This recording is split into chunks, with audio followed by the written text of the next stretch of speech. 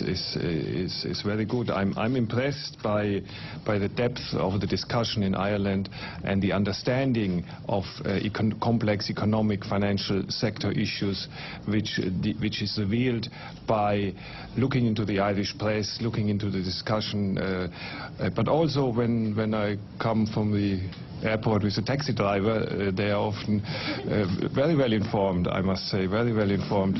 So I think that is a good sign that here we have an open discussion. It's a difficult adjustment process, but there is an open debate, and there's a debate where economic arguments play an important role, and I think that is how it should be. Klaus Manich, did your taxi driver tell you how the Irish people are bewildered that we are required to pay unguaranteed bondholders billions of euros for debts that the Irish people have no relation to or no bearing with, primarily to bail out or to ensure the solvency of European banks? And if your taxi driver asked you that question, or if the taxi driver had asked you that question, what would have been your response? That's my first question.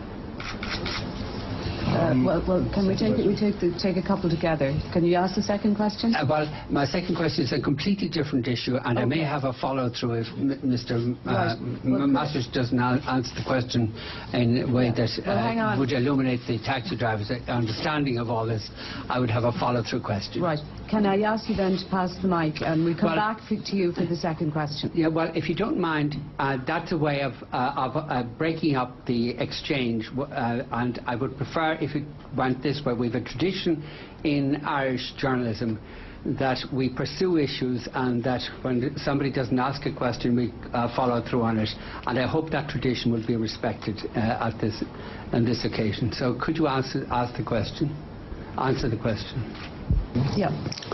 Mr. Vincent, I have answered a very similar question of you. I think it was 2 reviews ago. You addressed the question. You addressed the question previously. I addressed the question. Yes. I answered it. I would say I can understand that this is a difficult decision to be made by the government, and there's no doubt about it. But there are different aspects of the problem to be balanced against each other, and I can understand that the government came to the view that all in all the costs for the Irish people, for the stability of the banking system, for the confidence in the banking system of taking certain action in this respect, which you were mentioning, could likely have been much bigger than the benefits for the taxpayer, which of course would have been there. So the financial sector would have been affected, the confidence of the financial sector would have been negatively affected, and I can understand that there was a difficult decision, but that the decision was taken in this direction. Yeah, that doesn't address the issue. We are required to pay in respect of a defunct bank. There's no bearing on the welfare of the Irish people at all.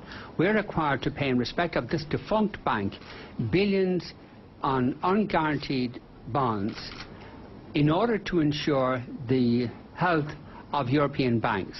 Now, what would you explain, how would you explain that situation to the taxi driver that you talked about earlier? I think I have addressed the question. No, you haven't addressed the question, because you've referred to the viability of the Irish financial institutions.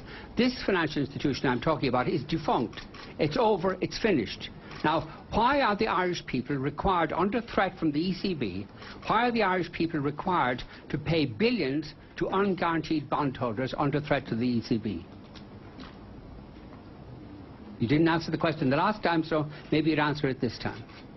Well, I think he doesn't have anything to add to what he's already said. Sorry, this isn't good enough. Sorry, this isn't good enough. You people are intervening in this society, causing huge damage by requiring us to make payments not for the benefit of anybody in Ireland, but for the benefit of European financial institutions. Now, could you explain why the Irish people are inflicted with this burden?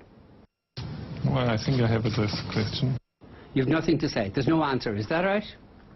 Is that it? No answer? I have given an answer. He's given an answer. You have given an answer that doesn't address the question. That's your view?